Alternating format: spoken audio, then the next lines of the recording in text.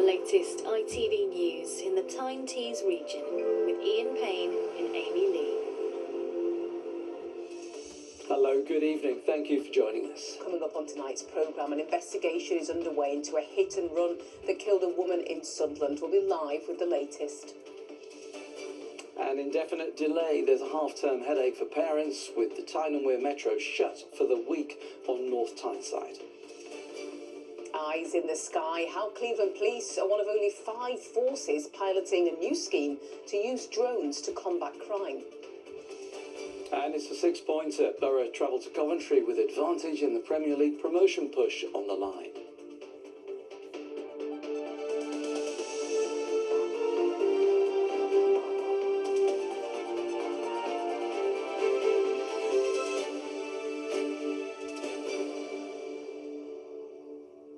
First tonight to the investigation after a woman was killed in a hit-and-run crash at the weekend in Sunderland. The woman, who was in her 50s, was hit by a car while crossing the road at around 11 o'clock on Saturday night. Today, police said they'd made an arrest but wanted more information, as our correspondent Greggy Steele reports. How could they? The question still echoing around this busy junction along Sunderland's Durham Road after a 4x4 knocked down and killed a woman here on Saturday night without stopping. Flowers a few feet down the road, underlining the loss and heartbreak left behind for family and friends. The smash happened on the doorstep of the Holy Rosary Church. Parishioners shocked as they made their way to Mass just a few hours later. Very sad.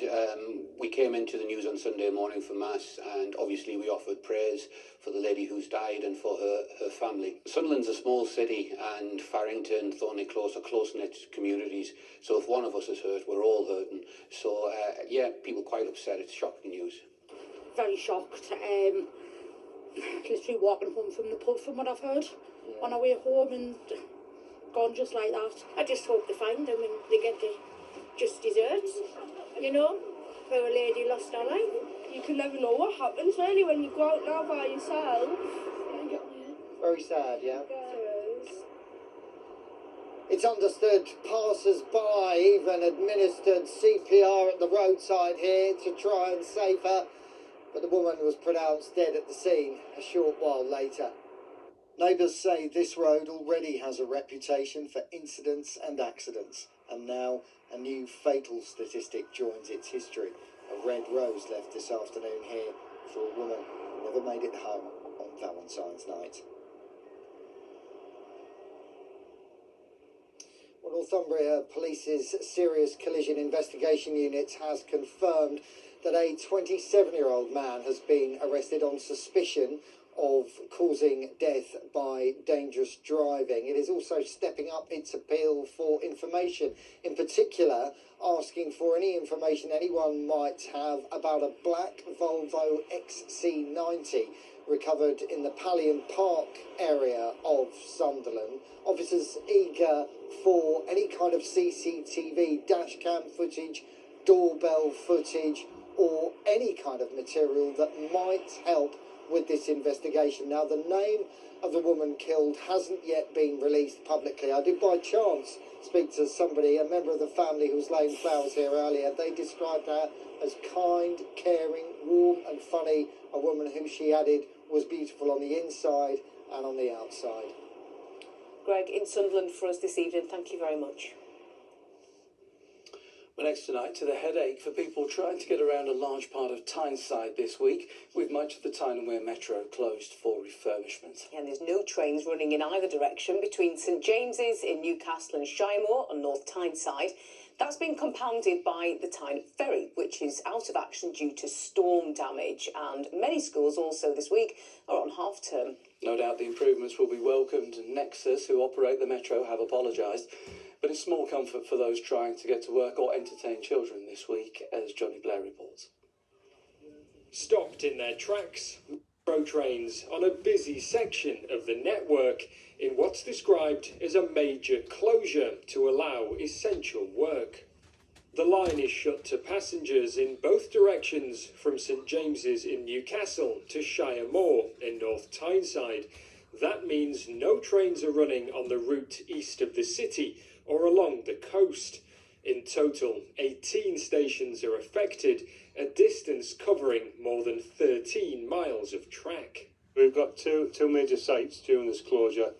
This site, Chillingham Road to Walker Gate, is a track renewal. We've got about 900 metres worth of track that needs renewing.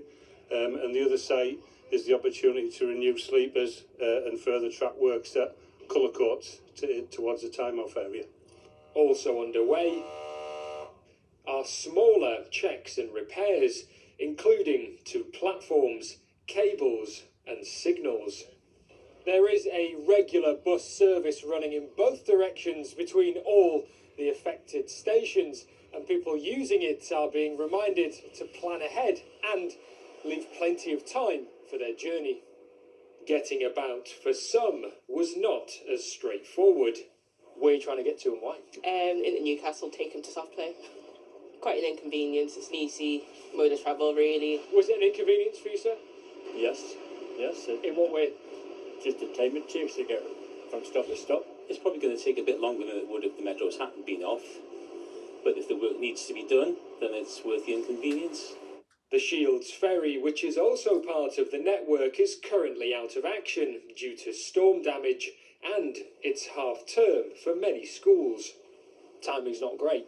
Absolutely, there's never a perfect time to close the metro network, but we do this more often than not at times of school holiday periods, and that's because traffic's less busy, our customer numbers are slightly reduced from a commuting point of view, and the roads are a bit quieter for our bus replacement service. And the way we do it is plan a blockade for these essential works, but obviously try and fit in as much secondary works as possible. Trains are running to all other stations as normal, with the return to a full network and schedule beginning first thing on Saturday morning.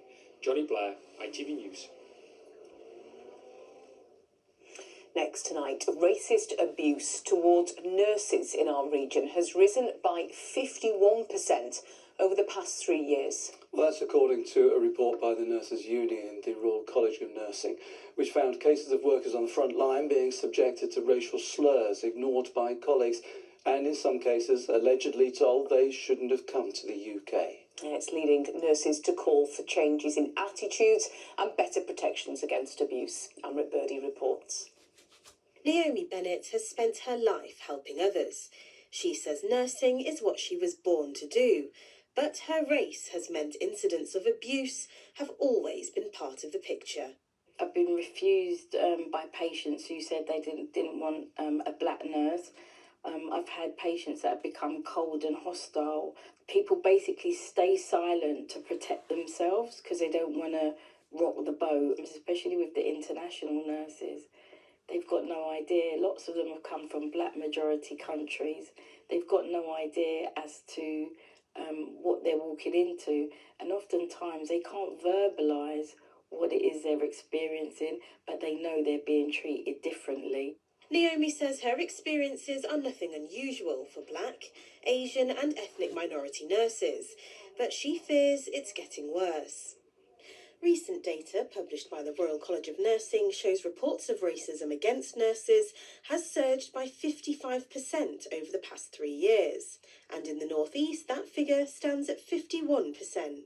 There is a rise in every single region. The sense is that this is really part of the wider public narrative about anti-migration, and that's sort of setting the scene that it's become okay to say things that actually just haven't been thought or said for some years.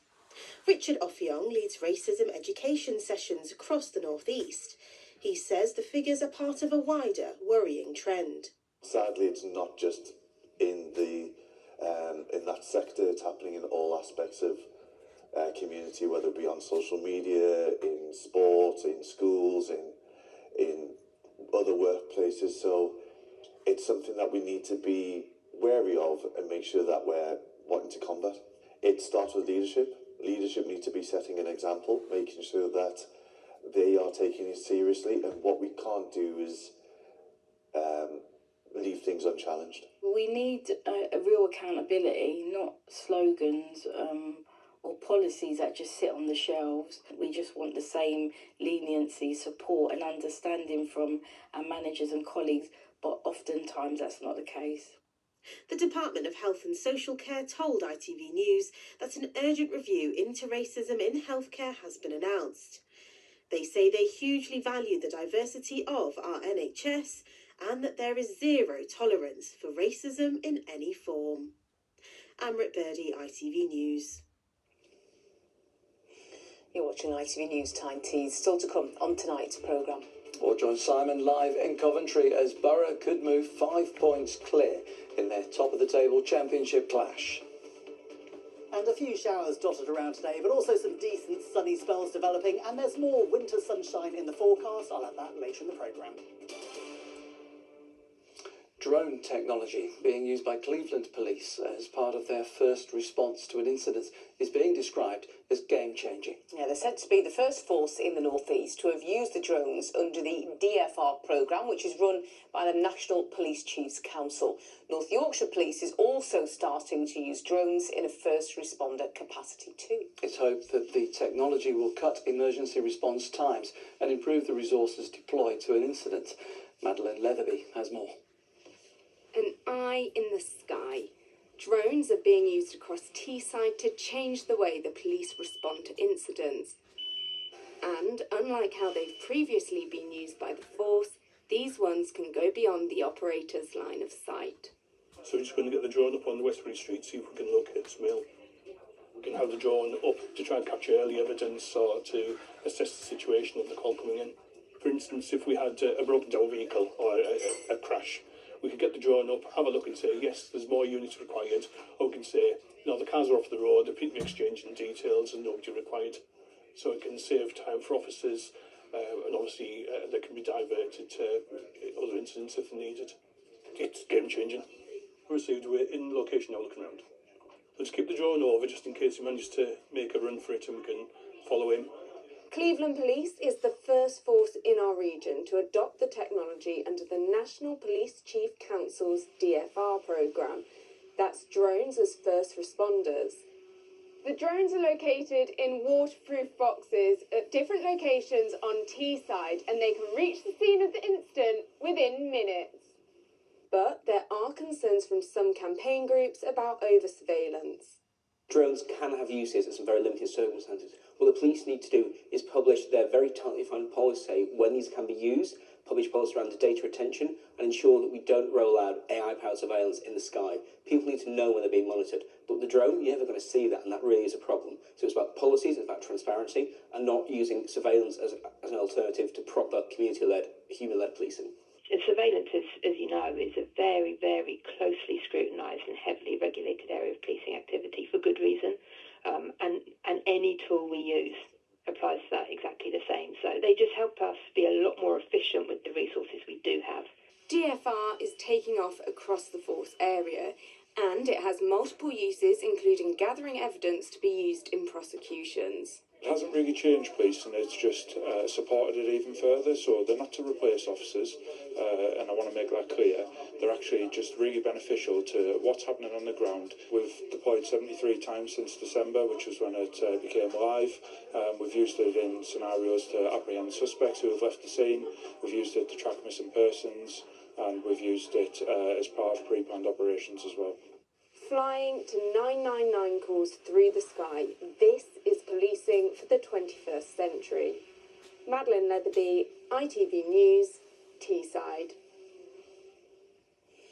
Now, the government's been told by unions that a recent rise in graduates applying to become teachers could still be undermined by poor retention rates in the profession. The Department for Education reported an 11% rise in those applying for teacher training courses in the latest figures, claiming they are finally meeting recruitment targets. But a third of those who qualify quit within the first 5 years. Nick Smith reports.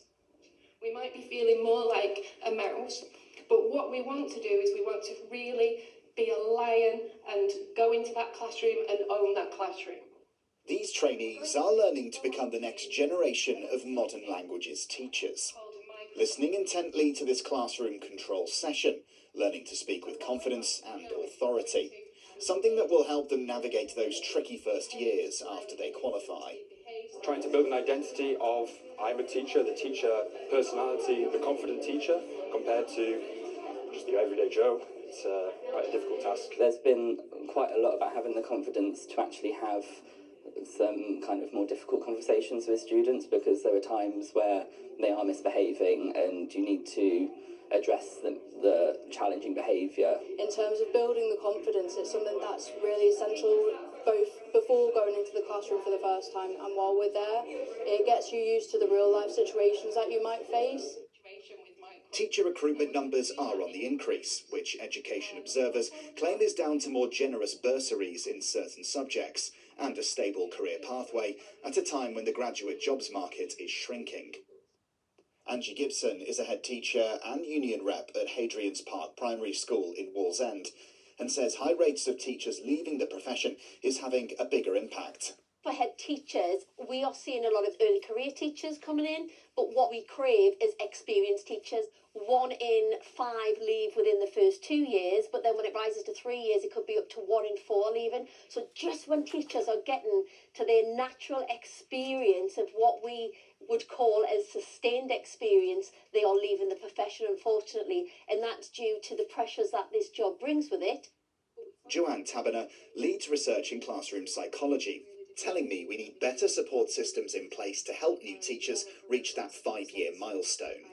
Research tells us that past the 5-year stage, a teacher has then become an expert.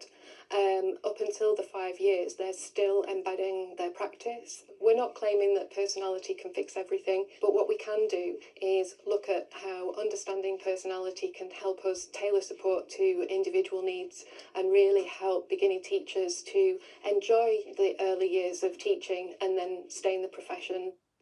The Department for Education told us it is taking action to restore teaching as a highly valued profession, with new pay awards, tackling poor pupil behaviour, high workload and poor well-being, so more remain in the classroom, hoping to address the many issues facing newly trained teachers to ensure they are retained for many years to come. Nick Smith, ITV News. The ITV Evening News continues at 6:30 with Charlene White.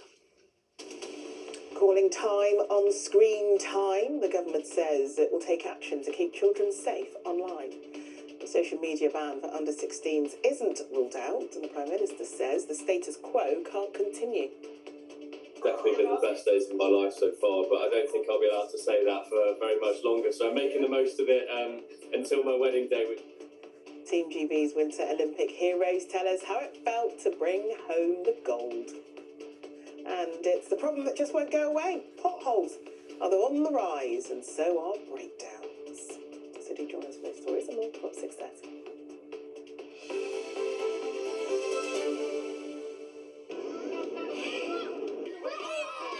Powering local sport in the community, Octopus Energy sponsors ITV Regional Sports Report.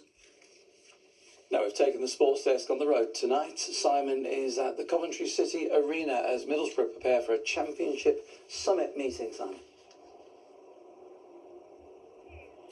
Yes, this is what it looks like when you are literally sent to Coventry, and this is also what a top of the table showdown looks like. This game tonight is the dictionary definition of a promotion 6-pointer. Let's take a look at the table. Middlesbrough overtook Coventry at the top last Monday night after Borough won at Sheffield United. Now that's pretty remarkable when you think back a couple of months to the reverse fixture at the Riverside.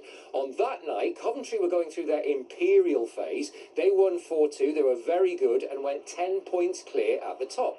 But on that night, the Borough crowd were introduced to a certain Kim Hellberg, and their new Swedish head coach has been a smash hit. Middlesbrough are playing brilliant football. They've won 6 league games in a row. Coventry have had a bit of a wobble, and here we are tonight with Borough 2 points clear at the top. I'm looking at how we train, how we prepare, how we want to be ourselves in a very tough environment against a very good team. That's what I'm looking at. And then the game will be probably, as always, more margins if you win or lose, but we will go there and try to be ourselves. That's the main thing, because over time is the thing that's going to give us most points over the season and over longer term. So that's what I'm looking at. He speaks well, Simon. He's clearly enjoying it, and the momentum has clearly swung in Borough's favour with their form at the moment. Tonight's contest, though, is the acid test, really, of their automatic promotion credentials. It absolutely is, and it is so perfectly set up. Coventry were the apex predators of the Championship in the first half of the season, but Borough, as we've been saying, have overtaken them. Coventry have got the best home record in the Championship. Middlesbrough have got the best away record in the Championship. Now, what happens tonight isn't ultimately going to decide who wins the title and who gets automatic promotion, but it really is going to be a strong indicator. It is perfectly set up, and I'm really looking forward to it as well. But for now, let's look back at the weekend's action. The North East had 2 teams in the FA Cup 4th round, and the North East still has 2 teams in tonight's 5th round draw. It went well. After recent wobbles, Newcastle hoped a cup run could prove the perfect medicine. But with no VAR at this stage, Tammy Abraham put Villa ahead from an offside position within a quarter of an hour. The decisions weren't going Newcastle's way, but one key one did. As the Magpies swept forward, the Villa keeper had a moment of madness. He saw red, and the Magpies had a man advantage. After the break, a clear handball inside the penalty area was given as a free kick, to the disbelief of just about everyone. But moments later, Sandro Tonali fired them level with a powerful strike from range. Less than 15 minutes later, he did it again to put them ahead. And to round off a deserved win, a birthday goal for Nick Voltemada to help ease his goal-scoring woes. In a match where the officiating will dominate the headlines, the result remains the most important thing. It's always important when you feel things are going against you in terms of officials. You can't control it. It seemed a continuous theme throughout the game that we were on the wrong end of the stick, and I think we did well to keep our emotions under control, not get into any further trouble with the officials, and just play the game, and full credit to the players for doing that. Sunderland's trip to Championship side Oxford would prove to be a much less controversial affair. The Black Cats were dominant, and when Dennis Sirkin was brought down in the box, Habib Diarra made no mistake from the penalty spot. They had their chances second half, but one goal proved enough. Sunderland didn't get out of second gear and didn't really need to, but progress in the Cup is just another reason to be cheerful for those in red and white. Aware of the importance of this competition. It wasn't a friendly game, and it was really important for us, for the club, for our fans, and for that the game is hard to play, but the energy was positive. Both sides will learn their 5th round opponents in tonight's draw. Elsewhere in League 2, Harrogate scored a late equaliser at Chesterfield. It earned them a valuable point in their survival battle, but they still have plenty to do to remain in the Football League. In the National League, York City are top of the table after a 3-0 win over Wealdstone. Hartlepool's match was postponed, but Gateshead's troubles continue. A 2-1 defeat to Brackley leaves them 11 points adrift of safety and looking increasingly in need of a miracle to beat the drop. On to women's football, and the Newcastle United promotion charge is definitely on. The Magpies beat Portsmouth 2-0 yesterday. Tanya Oxtoby's team stay 4th in the table, but they're now level on points with 3rd place Bristol City, and 3rd place equals a promotion playoff. But no one's catching Charlton Athletic at the top. They beat Durham 4-2. Charlton have basically got one of the 2 automatic promotion places sewn up. Sunderland's game was rained off. And it wasn't to be for Harrogate's Winter Olympic hopeful Axel Brown in the 2-man bobsleigh today. He and his fellow Trinidad and Tobago teammate DeAndre John placed 25th in the event this morning. Now, they may have been some way off the medals, but they did achieve their goal of not finishing last. Well, Middlesbrough's goal for the rest of this Championship season has to be finishing first, and if they're still top of the pile after tonight in Coventry, well, they might just be in business.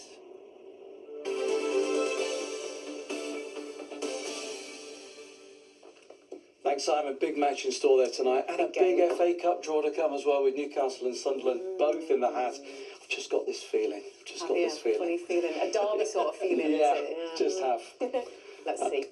Ross, what have you got for us? Names in the hat, hats on. It's been chilly. It's as close as I could get, to be The fair. sun's Yeah, no, the sun's got his hat on. But the sun has got his hat on. Oh, amazing. Okay, fine. The sun had its hat on this weekend. It did. One day particularly it did. Saturday. All right, one day.